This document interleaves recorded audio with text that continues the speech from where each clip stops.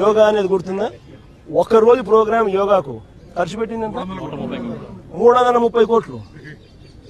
330 కోట్లు. కనీసం నేనన్నా 240 కోట్లు పెట్టి బ్రహ్మాండమైన బిల్డింగ్ కట్టి విశాఖపట్నానికి తలమానికంగా ఉంది ఆ బిల్డింగ్. ఈ పొద్దు కూడా పోయినాను అనుకో, ఆ బిల్డింగ్ లోకి ఎవరైనా పోయి చూస్తే విశాఖపట్నం అంతా పోయిన టూరిస్ట్ ప్లేస్ కింద కనపడుతుంది.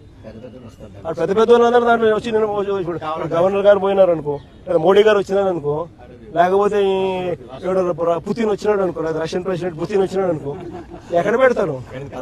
బ్రహ్మాండమైన రాజభవనం లాంటి బిల్డింగ్ అది. 230 కోట్లతో కట్టినందుకు మాన్యుమెంట్ అక్కడ తయారైంది. వేరే ఇక్కడ ఒకరోజు యోగా, ఒకరోజు 330 కోట్లు. 330 కోట్లు ఆవిరి.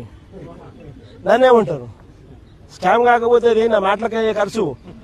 పోయి ఆ మాటలకు ఎంత ఖర్చు పెట్టాను ఒకసారి మీకు అందరు కూడా ఏఐ ఉంది కదా, ఒకసారి అమెజాన్లో పోయి కొట్టండి ఒకసారి మాట ఖర్చు ఎంత అవుతుంది, వీళ్ళు ఎంత ప్రొక్యూర్ చేసినారని చెప్పి చూస్తే 50% తక్కువ ఉంటే నన్ను అడగండి.